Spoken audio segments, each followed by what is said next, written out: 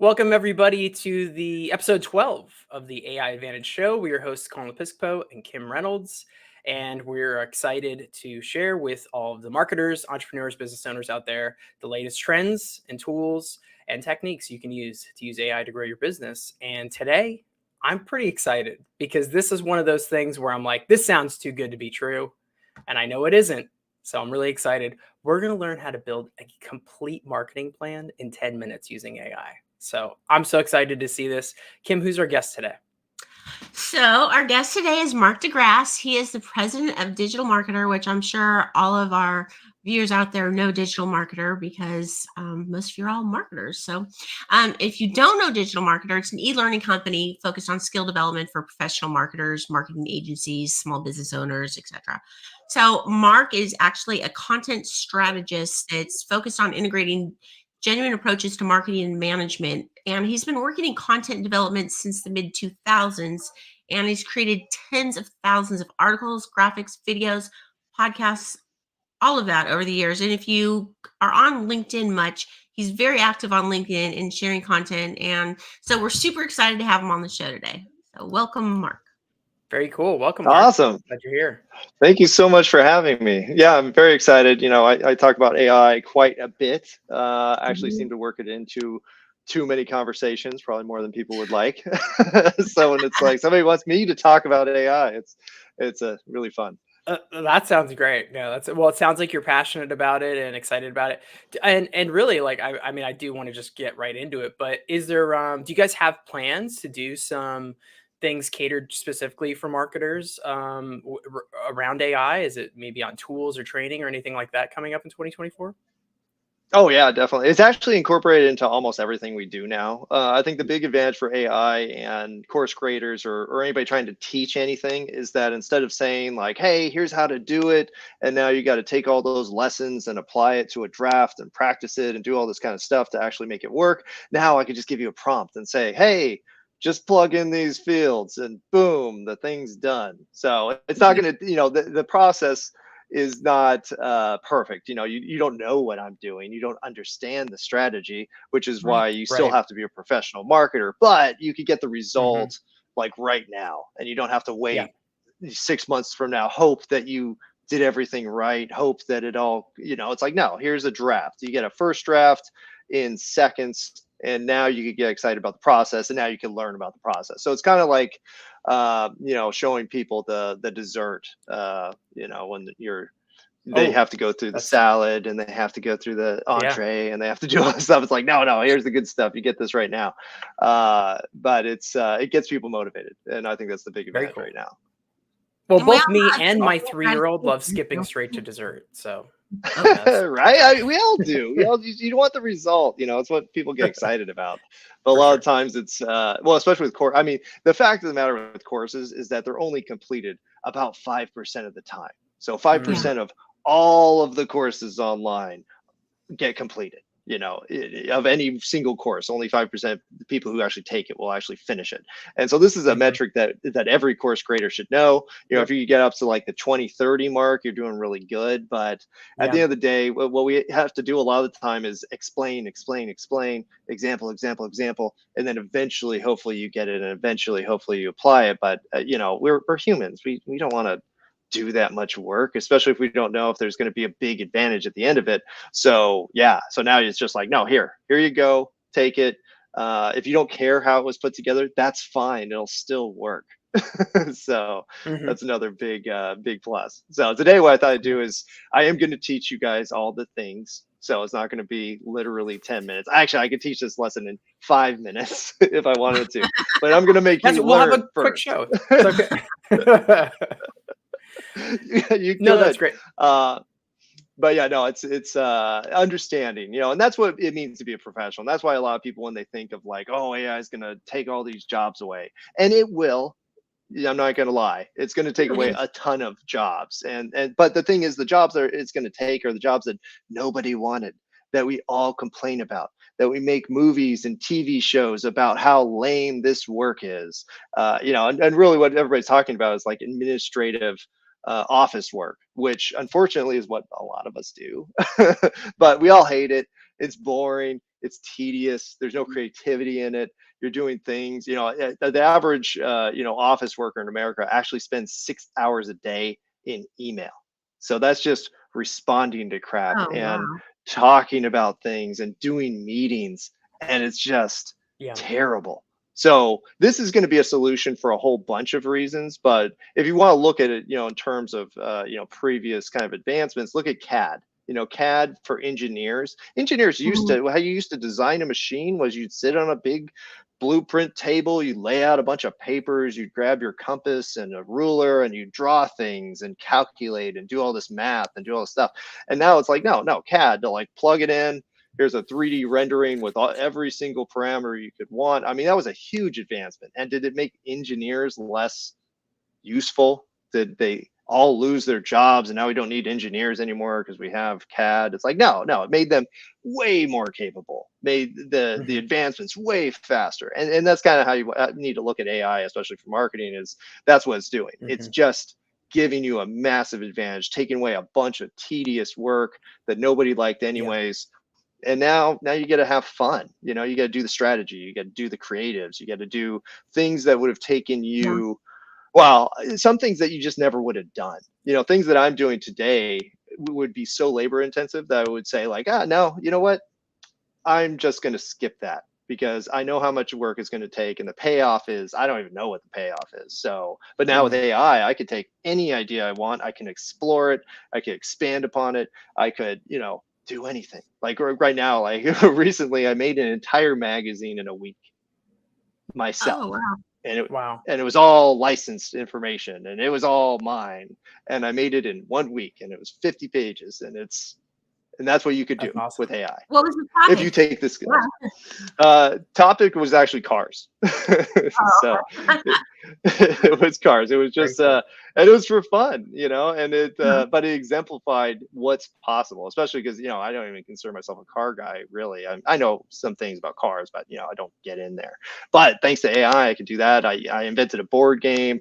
I came up with like an RC airplane concept for like replaceable drivetrain. I invented a cookie making machine with my son. It's a whole bunch of stuff that you just never would do because it'd be too much work. Right. But now, thanks to AI, you could do the research, you could do the ideation, you could do graphics. It's even with the cookie machine. We have like a foam board mock-up that's semi-motorized, so you can actually see how it'll function. But I was able to actually just plug it into Midjourney and create, what the end product could look like. And if you think about, the average person doesn't have that capability to be able to visualize something and then turn it into something that you'd show people, because it will look like, a child's drawing. It'd be embarrassing. Right. But now you could do the child drawing, plug it into AI, and now you have a rendering that, a lot of people can't tell you spent no time on. Very cool. And you're introducing your son to AI in a totally fun, cool, organic way. Yeah. Oh, yeah. Oh, man. Amazing. AI and kids is incredible. Because, the thing about kids is they have like this epic imagination, but a lot of times they don't have the skills to build what they're thinking of, or they don't have the motor skills. It's a physical, limitation that they have with not being able to do this. And they don't have the patience. But now it's like, hey, I even went to my son the other day. I said, hey, let's build your dream car. Like, what's your dream car look like? And he gave me a description, plugged it into Midjourney, and here's your dream car. When in history have you ever been able to do that without knowing something about cars or graphic design or art or engineering or it's just like it's so many skills in this. All of them. You need all of them. Yeah. And that's and so this is really just democratizing a lot of skill sets that people like me have spent like 20 plus years developing. Now it's just like, here's the code. Just plug it in. It's a cheat. Well, Yeah. It's kind of like what we were talking about last week, Colin, when we were talking about education and how, the English majors of the world are going to be the leaders because they're going to actually be able to communicate with the AIs properly. Right. And this is giving creators a whole new platform in a way, because creativity is expressed in so many different ways, and AI can seem to augment all of them. So it's, it's really exciting. All of this is exciting. For me personally, like I learn best by doing. right? Like I don't, when I learned graphic design, I didn't go take a graphic design course and do all these things. I got a magazine for Photoshop and it had step-by-step tutorials. And then I did the things and eventually I learned the tools and I started understanding, visualization and all these different things. That took decades to kind of get to where I'm at Yeah. today. But now you don't have to do that. And what, for a lot of people who, again, have that vision, they have some idea and they love to tell people about it. And maybe they find out it's crap, but now you could actually express it however you want. And then you could stop thinking about it because maybe it is crap, or maybe it's not, and you have a brilliant idea and now you can expand upon it, but you're able to get to that next step without having this kind of lagging or nagging feeling in the back of your mind, like, oh, I have this brilliant idea and if I could just figure it out, I could make it work. And now it's like, no, just stop thinking about it, just do it and show it to people. Sure. And then maybe it's great and maybe it sucks, but that's okay too, because that's like 90% of your work. Yeah, no, I'm really a great point for like creatives. I mean, I definitely can relate with this, Mark, is like, coming from like a screenwriting, creative writing background in like college and growing up in production, I'm always like wanting to express myself with creative ideas, right? With stories or video idea, or maybe just the entrepreneurial spirit where I've got some crazy like, business idea or something. And to your point, even just like as a writer, like kind of that first step is like you're just composting. You're just like, oh, okay, I have an idea. I'll write it down. If I don't, it's gone forever, by the way. So, do it now. So write it down. I use OneNote, right? I'll have a OneNote page. I mean, I have pages and pages of OneNote stuff.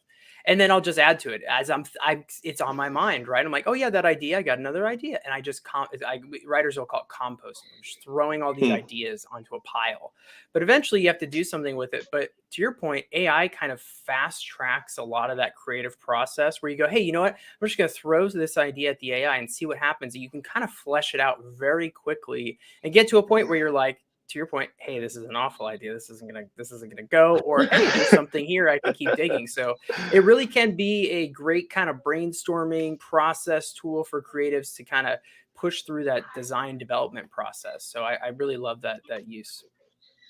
Exactly. Well, and the fact of the matter is that everyone is creative. Every person is creative in some respect. Now, do we all have the same motivation to develop that creativity or the skill that's needed to express it? No, most people don't want to do that, but they still have lots of ideas. And so now it's like, yeah, just take your idea. Like screenwriting, for example, I posted on LinkedIn about a movie about starring Jean-Claude Van Damme, which was a street racer in the 80s. And there was a new congressional act that was going to limit the amount of horsepower you can have in your car. And so as an special ops, he has to go into the underground world of street racing in order to, thwart this villain.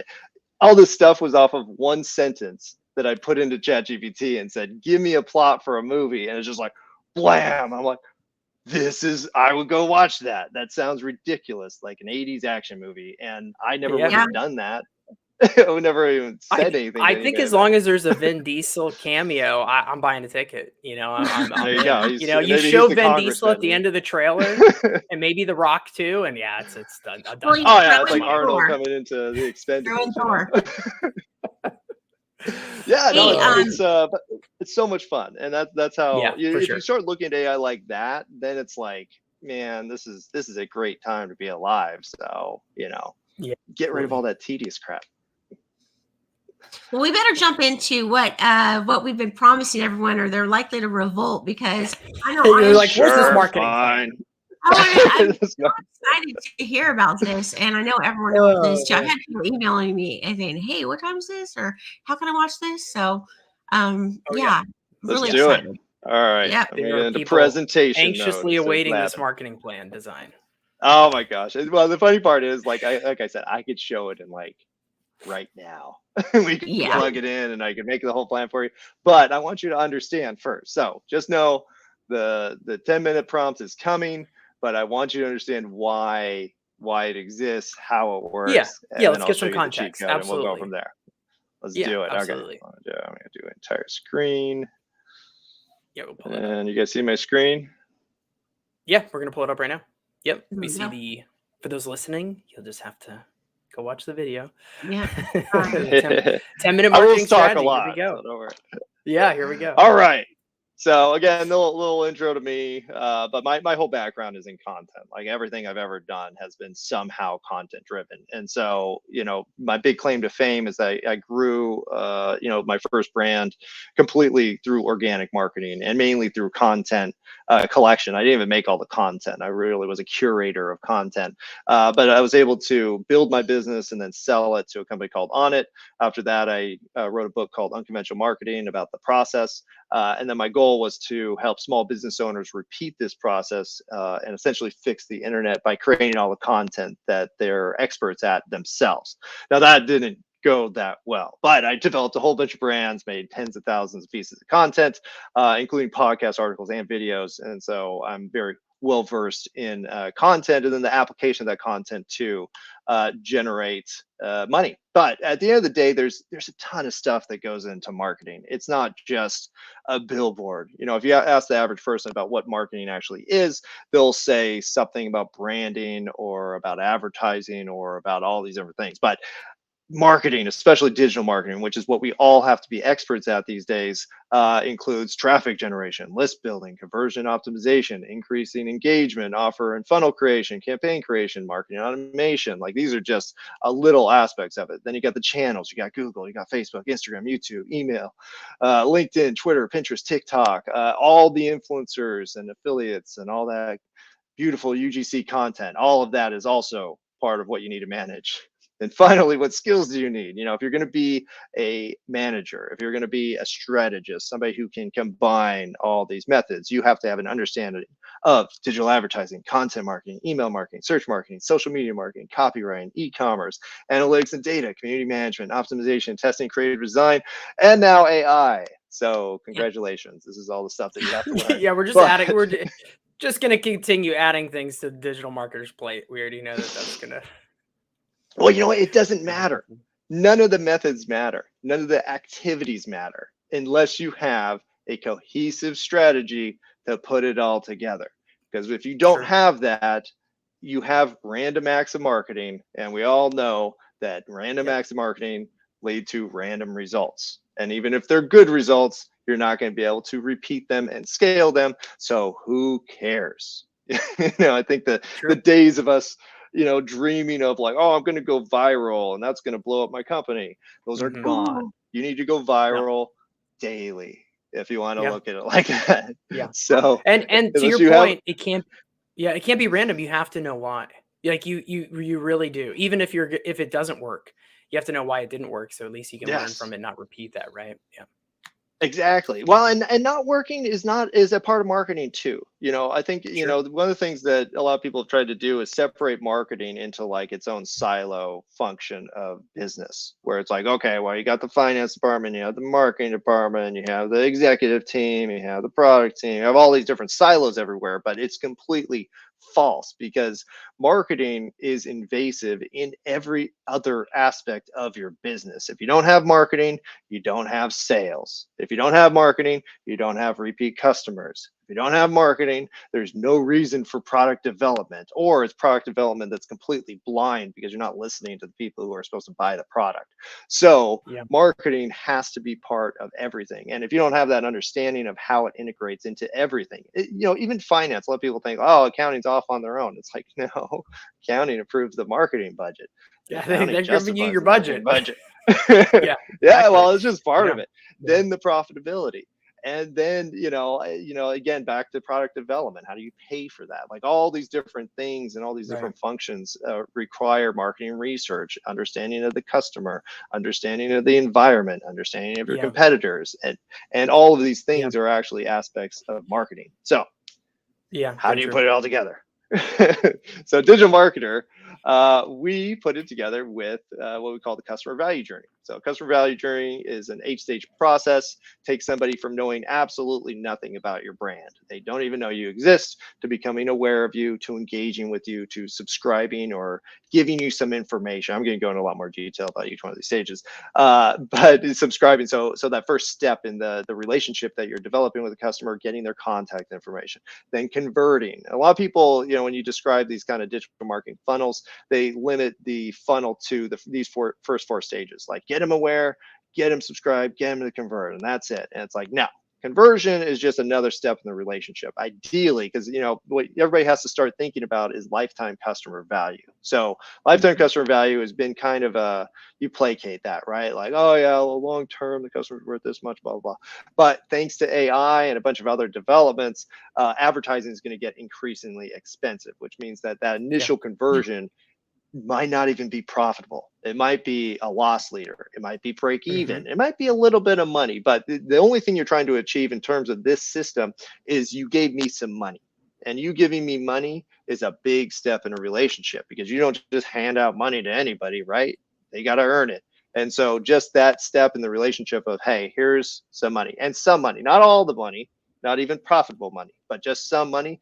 Now you've earned the right to get them excited about your brand. And so that's stage 5, when they bought the product. Now you're like, oh my gosh, did you know you could do this with this product and this with this product? And oh, is it working right? We really care. Okay, it's not. Okay, here's a new one. Let's find out what went wrong. And then you get them excited about the brand. So essentially all first 5 stages are just getting into a position where you can earn the business long term, which is going to the 6th stage, which is ascension. So now they bought, you got them excited about that purchase, and now you can send them to the real products, the bundles or the packages or the higher end levels or the subscription or whatever it is. But it's just taking them through those higher and higher levels of becoming your customer, essentially. Now if you get past all 6 stages, then you get the right to ask them for a testimonial or a review. And so this is advocacy. This is passive promotion, if you want to look at it like that. And then finally, stage 8 is they become an active promoter. And this could look like a partnership or an affiliate, or just somebody who just loves you so much they just tell everybody. But essentially what you've done is taken somebody who had no idea that you exist at the beginning, and now at the very end, they're actively telling people to buy from you. And so this is the customer value journey. And I hate to tell you, but this only applies to like a single product or product category. So it's not for like, if you only have one product or a very simple line of products and services, you could use this for a whole company. But more likely, you'll develop this for your top product or your top category, and then you'll go through this process again and again and again to develop it for every single one of your products. And so, but if you can't outline this, if you can't take people on the journey, if you don't even have the steps of the journey, there's no way you can systematically scale your business, because you have no idea how that business was built, even if it's working. Because I know tons of 6-figure business, 6, 7, 8-figure businesses that don't have this. They have no idea how it works, and they're just spend some ad dollars, take it out. Spend some ad dollars, take it out. And again, this environment that we built is newer. This is in the last 10 to 15 years, when Facebook, when or Meta, when Google became dominant, and now all you have to do is spend some money on some ads and get dollars out. There was no necessity for this, right? Yeah. The problem is that we commoditized marketing. We said that, oh, all this marketing crap, whatever. We'll just spend money on ads and we'll get some customers and we'll go from there. And this worked. This worked for a long time, 10, 15 years. That's a solid run. That was fun, guys. But you're, to your point, there's a lot of businesses that still think that this, it's just a cash machine, right? I can just give Facebook money, I push a button and I get more money out, right? Yeah, it doesn't work like that. No, well, and it doesn't value the customer at all. It makes the customer a commodity too. Oh, look, another jerk bought my thing. Great. Hope you buy more, but if you don't worry. I got 8 billion other jerks that I can sell to. And it's very, it sounds pretty cynical, me saying it like that, but really, how many entrepreneurs have you met where you're like, you're a jerk? I have no idea how you built a company like this, being like you are and giving so little craps about your customer, And so I think what's going to happen now is that the truth is going to come out, and it's going to be like, nope, the people that people want to win are the ones that care about them. And so I think it's kind of a awakening of not just the marketers, but the consumer, where now the consumer cares. They care where that product's made. They care what the mission of the company is. They care what the CEO does. They really, it really impacts their decision to buy from you. And since everybody's so connected now through social media and TikTok and all these different channels, they'll talk about it. And so again, the easy paydays are over. We're going back to real marketing, which is caring about your customer, creating products and services that don't break all the time. And people being a lot more careful with their money, because one of the things I didn't mention yet is that the economy's not looking super swell right now, and we're at the very edge of a much worse situation possibly. And so what's going to happen then? People are going to save more. People are going to have less money to spend. People are going to stop wasting, and now they're going to be much more careful with their decisions on how they spend their money. So you need to accommodate that, and this is one method to do it. Sure. So now, just to touch on this, again, I'm going to go through all these stages, and I got plenty of time. But this is kind of how it works. If you want to apply the methods, and that's why I mentioned all those different methods, because all of the methods, all of the techniques, all of the little tips and tricks and all that crap goes into the customer value journey. It all has a place inside this system. And so all the methods don't really matter. You could add methods, you could take away methods, you could figure it out. But as long as the journey is the same and the objective is the same, now you have a system that you can scale and expand and improve and all that good stuff. And you'll be happy, and your customers will be happy, and your investors will be happy, and everybody will be happy. But you gotta have this understanding. If you don't have a strategy, you have nothing, and that's it. You might temporarily have something, but at the end of the day, if you don't have this starting to figure out, people are getting wise to this, and people are getting better at it. And that's why you're seeing these emerging brands where you're like, I've never even heard of that, but these people are just psycho about it. Wow, how did that happen? And it's because they took a bunch of people on this journey, and people always think of scale as being like, oh, I got to hit everybody. But no, you just got to be really, really good for like that ideal customer, your ideal client profile, your customer avatar, whatever you want to call it. If you're just good for them, that's enough. And then everybody else will find out about it. If not, or you take that same model and you just apply it to a new avatar or a new industry, and now that'll work too, because you have a system. But you have to have a system, which is what we're going to do. So again, customer value journey, turning strangers into super fans. And so again, 8-stage process: discover your brand, build a relationship, and become buyers and raving fans. And this is, a lot of this is about authority building. And so, what we talk about is a step-by-step plan for success to create these clients and customers. They're not your ideal client and customer if they haven't bought from you before, right? They have to experience what you're actually selling, and then they'll become amazing customers and everybody's happy. But again, people have to agree with that vision or the destination prior to agreeing to the map or system that'll get them there. And this is again part of the process where you're training them, and that's really stages 1 and 2. So awareness, and again, I'm going to go through this really fast, and then we'll get into the actual thing that you want. But awareness is product. So just give me the dessert. Just give you dessert. No, I tease you with the dessert. I show it to you. You gotta eat your veggies first, otherwise gotta have the veggies. But again, and what I'm going to show you after this is actually, if you do want to do this manually, I have a sheet that you can do it manually too. But essentially, gain awareness. It's gaining in front of them, not even engaging at this point. You're just saying, hey, we're out here, we're doing stuff, we're active, and then people start to notice you. After they know, actually, I did an example. This presentation I made specific for our social media bootcamp, which was like an 8-week course on the certification that we teach. But I just have a couple of examples in here. Pura Vida, if you want an example of somebody who seems to understand the journey, definitely check out Pura Vida. HubSpot too. But HubSpot, the services are a little tougher, but these are the examples I had. So, in case you missed it, we just launched some jewelry styles. It's just telling people, hey, we launched a new product. Same thing here. Annual review. Hey, we're around. We've been around so long that we do annual reviews and put it out publicly. That's a step. So again, it's not to engage, it's just to say, hey, we're around. Next, you have engagement. These are, typical engagement is a comment on social media posts, but polls and surveys, questions and prompts, controversial or provocative posts in order to get that reaction, interactive posts, UGC contests where they send you information for you to share, influencer partnerships, inspirational and motivational content, humorous or entertaining. A lot of times we call this edutainment, where you're essentially providing informative value without the need for the product or service. But it's still useful to people. And again, they'll say, oh, that was great. I used it. And now I know how to, knit a sweater. And, maybe your product is knit sweaters. That's the type of thing where it's always related. I always tell people with the content marketing specifically is you have to have the money train of thought. Like, how does it connect to the product? Because if you're just doing crap to get attention, that's not really going to do anything for you in the long run. You have to somehow connect it to your product or service or who you are, and then people get there.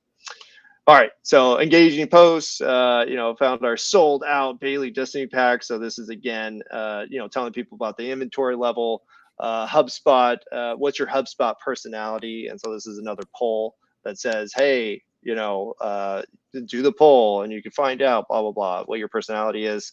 Pura Vida, like this photo, comment on this photo, like enter to win these contests. And so this is, again, trying to get people to do something, have some kind of engagement. All right, next we have subscription. So again, this is all about developing that relationship. Yeah, they've seen you around, they've said hi. Now, I want your contact info. That's a big step. It's so the first typically transaction, really.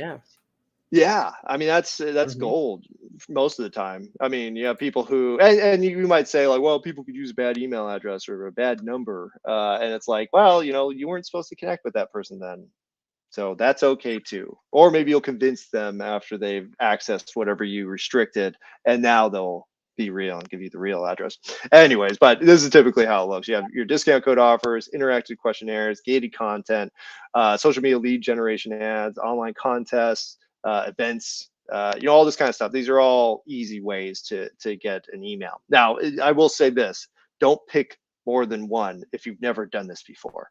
Just pick one so you can start tracking the result of at least the first 3 stages, and you'll be way ahead of most people. But try out a few. Try a webinar, then try a contest, and then try whatever. Do it on a monthly basis. See how it goes. Go with the one that works best. Easy marketing. All right, so in this case, we have, the Jewelry Club's Good Luck Green set. So sign up for a club, HubSpot, save the date. They got a little webinar here. So pretty typical, and you can see how both of these brands use it. All right, next, conversion. And I switch this into service and product. So service starting, you can do a low-cost trial. And again, conversion is not making a ton of money. If you have a $50,000 product, there's no way somebody's just going to be like, yep, that's it, I'll take it. Maybe a couple people, but the majority of people are going to need a lot more nurturing. And so what can you do? You can do low cost trials. You could do just consultations. You could do a starter package, again, like a white paper download or a report, just something, but it has to be money. So don't confuse this with subscription. These are all paid things, just not a lot of money. Like it could literally be $1, and that's enough money for it. But have it relative to the cost of your primary product. So if your product again is $5,000, a $500 intro thing is pretty reasonable. If you have a $50 product, then yeah, $1 to $10 entry level is pretty reasonable. It scales. So think in those terms. Now for products, again, low cost product offers, first time discounts, free shipping, limited time sales, product samples. Now free shipping used to just be standard. I don't know if you guys remember the days when it was just like you sell online, you're shipping for free. It's not like that anymore. Like it is, but it'll eat into profitability like a lot now because shipping's expensive, margins are lower. So actually offering free shipping, that could be a significant offer for people, especially now that we're all kind of adapted back to paying for shipping again. So don't discount that one. Okay, so now they've bought from you. Our examples, we have Pura Vida, say hello to our newest Red Cross charity collection, a portion of the proceeds, pieces, blah, blah, blah. So basically like a bundled set, and it's partnered for charity. So you get that added kind of PR bonus in there. And you get that initial sale for some thread and a couple pieces of metal, probably like $100. Neat. No, I'm Yep. kidding. Is it $100? I hope it's not. But then we have HubSpot. In this case, they're promoting a single aspect of their service. And so a lot of times, if you do have like a whole suite of services, you don't try to sell the whole suite, because a lot of times people aren't ready for that. You need to earn that right to even offer it. So you just break down that service into like the base components. And if you are going to do this, do something that's going to give them a win fast, like tomorrow, where it's like, oh, I downloaded the thing, I pressed the button, boom, I got what I wanted. I wonder what else you could do. So whatever it is you're going to offer as the conversion kind of segmented part of your service, make sure you do, it's like a cool one that people, even if it's like not long term, because maybe they have to do a lot more to get the real benefit out of it, but it's just something like that quick win will get you in the next step. So next step, again, excitement. This is an indoctrination sequence. This is 7 to 30 day, drip email campaign where you're saying, hey, you bought the thing. Day 1, we recommend you do this. And day 2, oh, did you know that, some famous celebrity uses our product to do that? And then blah, blah, blah, blah. But essentially what you're doing is trying to sell them on your service, have them understand your brand, have them buy into it. And if you can get that, then they'll usually never leave if they make it through the whole thing. You got exclusive sneak peeks. Hey, you bought from us now. By the way, we have a customer only sale on Friday. It's going to be 40% off, but it's only for you. Don't tell anybody about it. There you go. Customer only events, how to product service posts, insider tips, interactive polls and surveys, related limited time offers, and finally product service feature updates.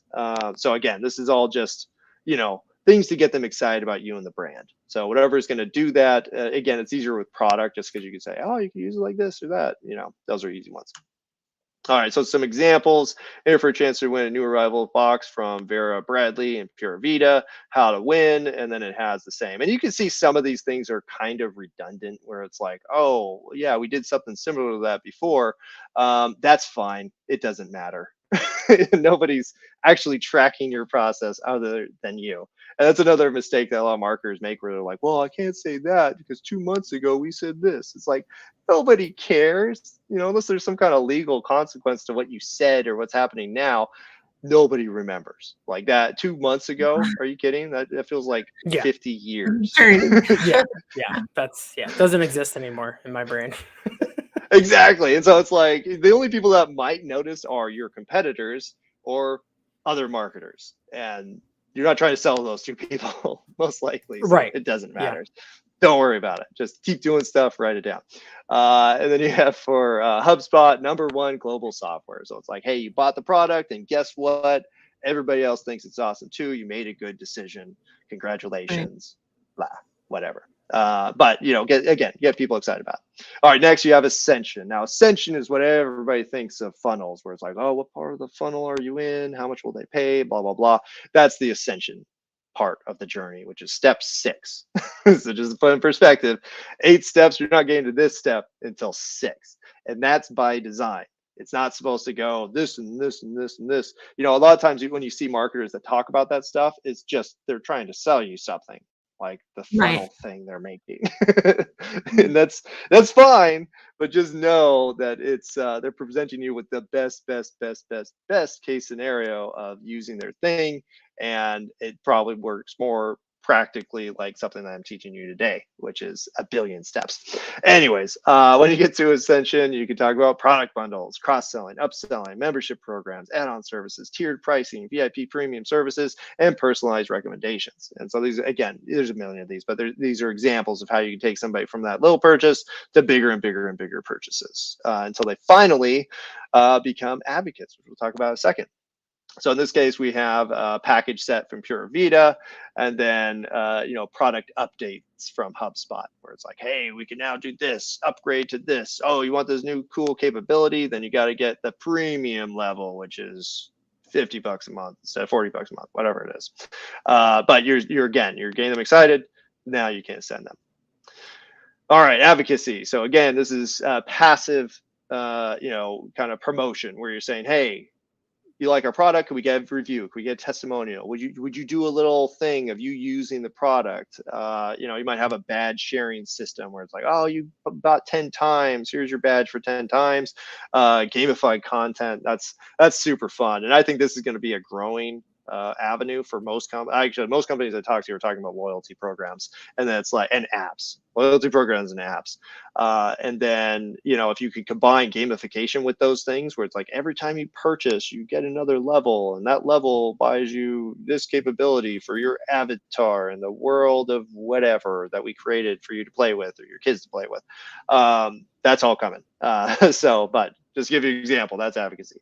Customer spotlights, loyalty programs. So these are all passive reward systems to get people excited. So Pura Vida, sharing some UGC content, and they're promoting one of their purchasers. And so this is an excellent way because you got to promote your brand, you got to promote the customer who's happy because they sent you content. Everybody wins. Good step 7. HubSpot, you have the ARC document solutions, by the numbers, increase new business. And this is, again, just trying to highlight a success story that they've had. So if you're a bigger business, then case studies. Case studies are your step 7. And finally, promotion. So promotion, again, is active. Now they're your partner. They're a marketing channel for your brand. You give them, referral discounts, affiliate programs, value-added reseller programs, influencer partnerships, and sponsorships. These are all, was a customer, now an avid promoter. And it's really important that I think companies do that, because a lot of companies will go out and they'll sponsor, oh, this person has enough following in the good target market, so let's go sponsor them. But they don't know your product, they don't like your product necessarily, and they're just doing it for some money. Those are not usually good partnerships. They could work, all this stuff can work on a limited basis, but if you want that long-term growth, then train these people, and then they become the thing that you want them to become. And then again, here's some examples, basically other companies going out to promote the services that you sell, becoming the channel yourself. Now, with all that said, this is too much freaking work, right?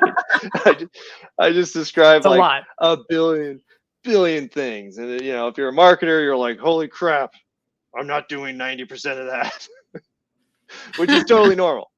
And that's fine. All you have to do is, just like anything else, can I just turn on some ads, okay, and run them? Turn on some ads, easy. Well, you can see how we got stuck in the mess we're in is because of that. I mean, would you rather do all the crap I just described, or here, Google, here's $500 all the time? Yeah, get me some business, But again, that used to work. Everything you're describing, I'm a big Pura Vida fan. Love them. Love the company, love everything, love the product, everything. I buy that stuff all the time for my girls. Sometimes I keep them for me. But I can see what you're talking about, that entire journey. Yeah. They've done that all organically through the years, because I've been following them for years now. Because they didn't start in San Diego, but in San Diego, they're a huge brand. They're very popular here. Yeah. And because they're like out of Puerto Rico or Brazil or something, someplace. And South America. But the whole point is they've taken all those steps. They've done all that hard work. They've earned their position in our hearts now. Yeah. And to your point too, it's so much stuff, and all of these things need to exist on all your channels, right? Because the buyer journey is multi-channel, right? So they might come in at some point, maybe they came in at email, but then they see social, then they hear a podcast, and they read a blog. So all of these phases need to exist in all of these different mediums, and so it's a lot. Yes. And just if you're wondering, is there some AI tool that can track the journey? I'm going to dispel your inquiry, because I just went to Google headquarters a few days ago, and we talked about this in terms of how do you track where the actual sales come from? And they don't know. Yeah, attribution is a mess. Attribution is just freaking possible. You're not going to figure it out. Yeah. Well, that's good to know. That's good. That's good to know. So, well, you always wish, like, oh, I bet there's some solution out there that could automatically track all this crap. No, there's not. Maybe there will. You're just going to have less and less data to work with. Yeah. Yeah. Well, and the thing is, the data is distracting a lot of times too, because you might do Mm, something and you might think that the effect of doing that thing was what happened, but it could be something right. completely different, and you just Yeah. Right. didn't know. And now you're Yeah. operating off of this assumption that's wrong. And Yeah. then Mhm. when you try to do it again and you can't repeat it, you're like, what the heck? Like, we had the information. It's like, not Yeah. Yeah. necessarily. So Yeah. so what you got to do again is A lot of develop things at the play. strategy. Yep. Develop the Mhm. strategy, control what you can control, and then everything else is out of your control. And so you have to track it, but you can't impact it necessarily or understand what was impacted. So Well, I don't like to build your cheat, but journey. I know a lot of other people like to cheat. So let's get the Yes. cheat codes. Let's do it. All right, let's get the cheat codes.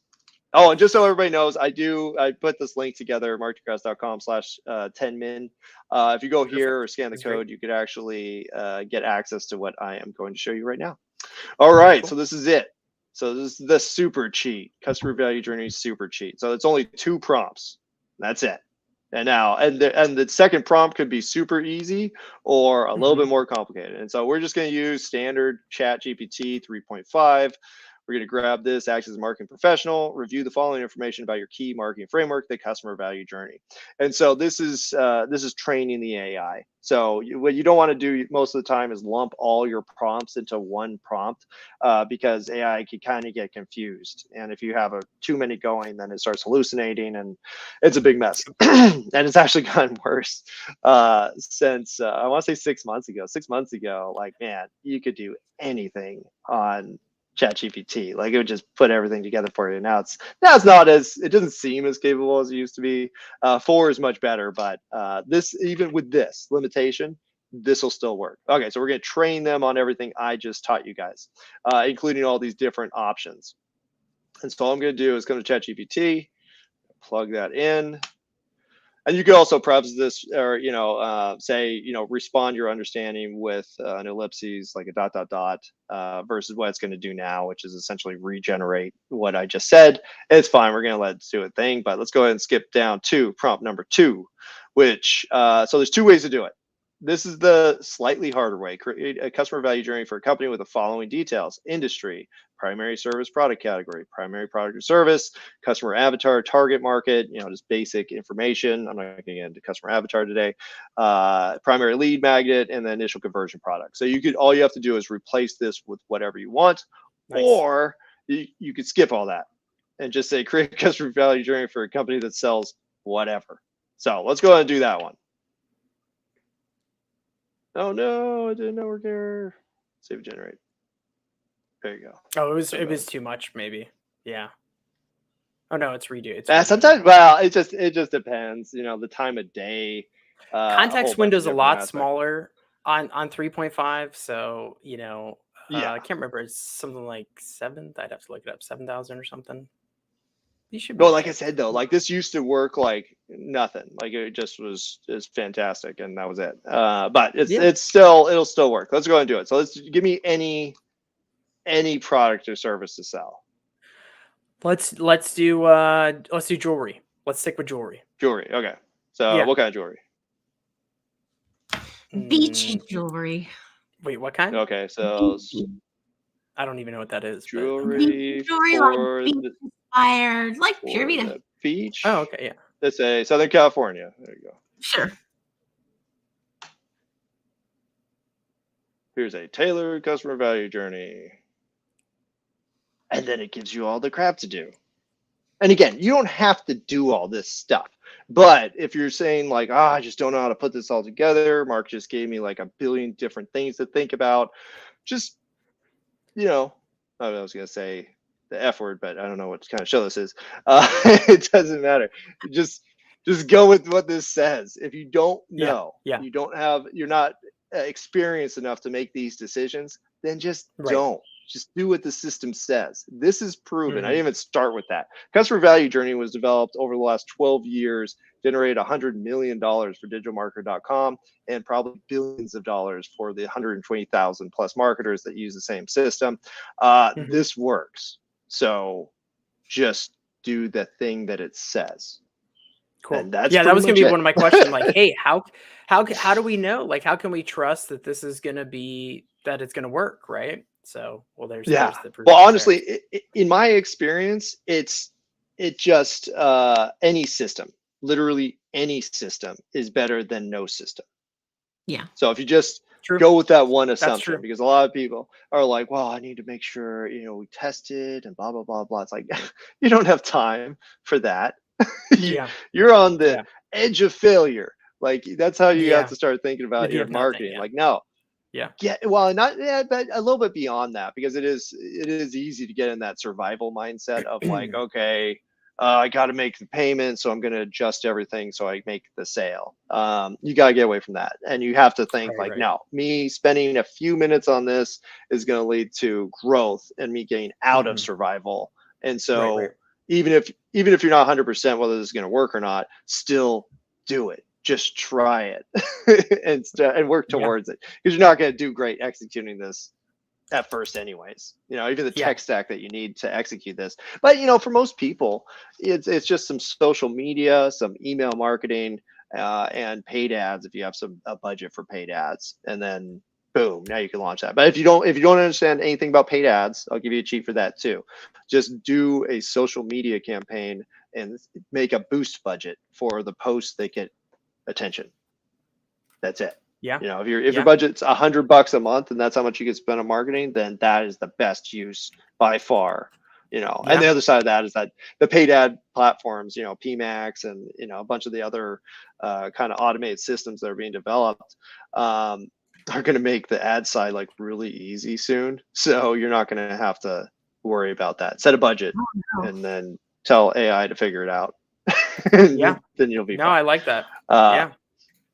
And again, what I'll do is since I just generated this live, I'll go and add this to this. This is the page right here. I actually generate one of these for each one of my presentations. That way you could have everything in one place without me having we're going to put that up too for everybody so they can send you a bunch of documents. But yeah, just to walk through this real quick, you got awareness, influencer collaborations. That's great. UGC, if you get it, educational how-to posts. We all understand that.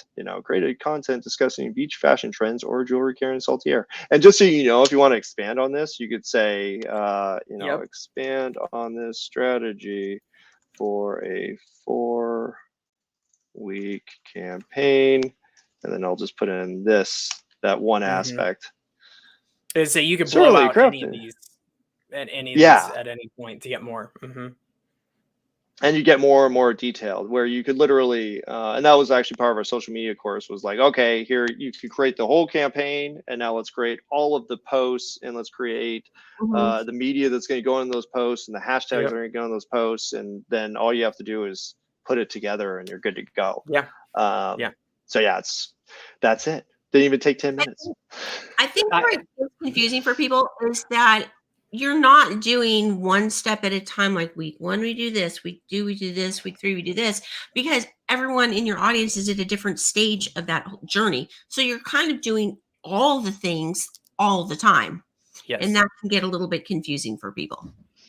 Yeah. I think if just think of that one person, I didn't even talk about, but we always start with the customer avatar. If you don't have a customer avatar, and a well-defined customer avatar, and when I say well-defined, I don't just mean demographics and key interests and stuff like that. I'm talking about their wants and aspirations, their frustrations and fears, and specifically the before and after. What does your customer look like before they found you, and what do they look like after they found you? And if it's before, they're miserable and frustrated and poor and blah blah blah blah, and then after, they're enlightened and every day is easy and they're so happy. And then you name this person, and it's Bob, and Bob, oh man, Bob was a wreck, man, he was so messed up, and then he found us and now he's so happy. And now you can picture Bob, and then you take Bob and you take him through the customer journey. What does he look at when he opens the email from you?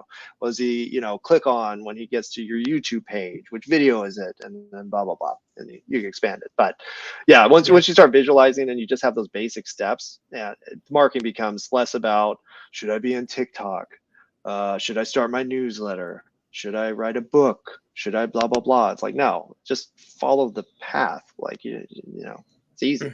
Well, it's not easy. You laid it out pretty nicely, though.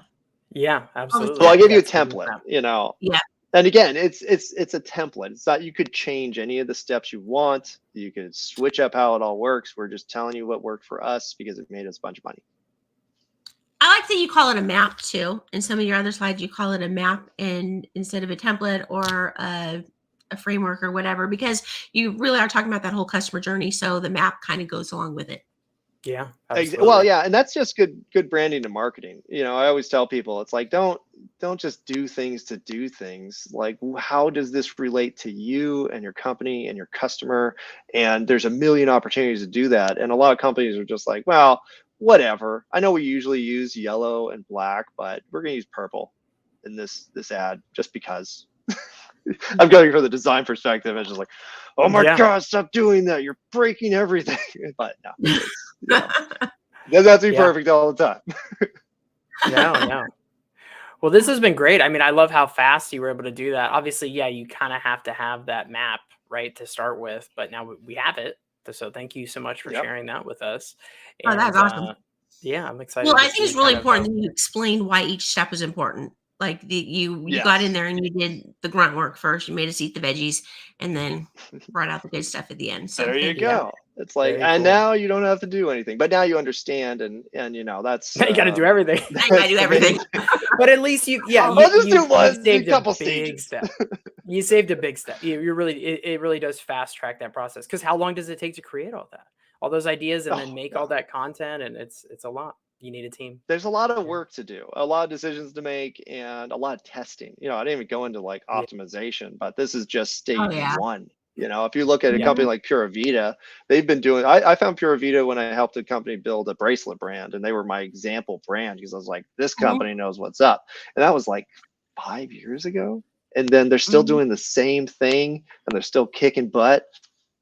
That's the dream business right there. Very cool. Yeah. And they're in like every shop where I live. Every shop you go into has their little Pura Vida stand and their different products. Oh, it's an awesome model. My wife was actually the CFO for a company called Goriana, which is like a Nordstrom's brand, and they have shops here and there, but it's like a gold bracelet, kind of the same thing, except like a high-end version of Pura Vida. And they crush it too, and it's hard. Just gotta have that system. Show what people can do with your brand. You'll win. Well, thank you for showing us how to access that system. We appreciate it. Yeah, very cool stuff. Excited to put this to work. I'm definitely going to be playing around with this. Yeah, and just so you know, I actually have a bunch of these prompts on my website. Just I think it's AI prompts or something. But whenever I do anything, I just list it for free. So if anybody wants anything, but if you want to go in depth. Yeah. Buy stuff. If you can, we would love for you to add them to the prompt exchange. So we have I don't know if you've seen we've got a thing called the AI prompt exchange. And it's where people can just go on, they can take prompts. There's like 2,000 marketing prompts on there. They're all marketing prompts. Awesome. Yeah. So for every industry, whatever, you can always replace industry. So if you want to be a contributor, that would be amazing. Sure. Oh, definitely. Yeah. No, I'll sign up today. Sweet. Yeah, that'd be really cool. Awesome. Well, thank you so much, Mark. This has been tremendous. I'm really excited. I feel like anybody could use that to make a marketing plan for 2024 and be successful. So that's really, really cool. So thank you so much. Oh yeah. Well, and everybody do it. You still got a month. You could plan out. You could crush in 2024. There's a lot of big changes happening, but really it's a huge opportunity because a lot of these big players, like some of them are going to fail and their customers are going to be in the wind. Go grab them, but have your crap together because they're going to expect it. Yeah. Definitely. Awesome. Well, thank you, Mark. It's great having you. Good talking to you. Oh, awesome. Well, that was great. I feel like I got a lot of work to do now. Oh, there's so much work to do. I didn't even realize there was so much work to do. Yeah, it's 5 minutes that's going to create hours of work, but it's good stuff, man. That really does fast track a lot of things. That's going to help a lot of people. That I feel like this is some really quality content that's really going to be helpful. Yeah. There were some big things. I know we're kind of out of time. There were some big shakeups. We might have to even do a separate whole. Yeah, we might have to do a separate AI news update. Yeah, OpenAI is. Yeah, the boardroom is. I don't want to know what that boardroom looks like, but there's probably bagels stuck to the wall because they're trying to figure out what to do. They might have inadvertently created their biggest competitor. Is what might have happened. It's so funny how quickly things are. Tip-topping or topsy-turvy or whatever the word is. Yeah. Because really they went from being so much the dominant player that everybody said, oh, there's OpenAI and then there's all these other ones too. There's ChatGPT and then there's others. Now it's like, give it a week. We don't know where it's going. We don't know what's going to happen. So we'll see what happens. I doubt that Sam Altman's going back. I think he's going to stay with Microsoft. I think he's going to go back, and I think you think he's going to go back? I think he's going to go back, and Microsoft is going to be running that show. That could be. Yeah, that could be. We'll have to see what happens. But we'll have to see. I will say this. The reason they let him go is they were worried about unleashing ChatGPT, you know, like customizing. I can tell you, we already do it. Okay, we already have tools that allow us to do that. So if you're interested, reach out to us, the AIadvantageagency.com/magi. That's how you do it. Okay, and we can show you how to do that. All right. So if you're interested in wondering how to access AI tools that literally have gotten the CEO fired over, this is how you do it. Okay, so. Whoa, nice teaser. I mean, it really is. I'm like, it's already out there. I'm like, do they not know? I guess not enough people know that this is already out there. So yeah, you can already customize it. So yeah. All right, guys. Well, great show. Thank you guys so much. And we'll see you next week. Same time, same place. Take care. Bye.